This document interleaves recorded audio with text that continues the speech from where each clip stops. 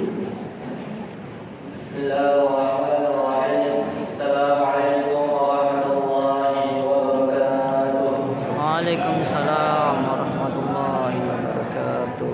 Innal hamdalillah nahmaduhu wa nasta'inuhu wa nastaghfiruh wa na'udzu billahi min shururi anfusina wa min sayyiati a'malina. Man yahdihillahu fala mudilla lahu wa man yudlilhu fala hadiya lahu. Asyhadu an la ilaha illallah wa asyhadu anna sayyidana Muhammadan 'abduhu wa rasuluh la nabiyya ba'dahu. Amma ba'du. Pertama-tama mari kita mengucapkan puji syukur kita atas kehadirat Allah Subhanahu wa taala, yang mana pada kesempatan yang mulia ini, yang mana pada kesempatan yang berbahagia ini, Allah masih mengizinkan kita, Allah masih memberikan kita berupa nikmat kesehatan, nikmat hidayah, terutama nikmat iman, sehingga kita masih dapat bisa berkumpul di masjid yang insyaallah diberkahi Allah Subhanahu wa taala ini.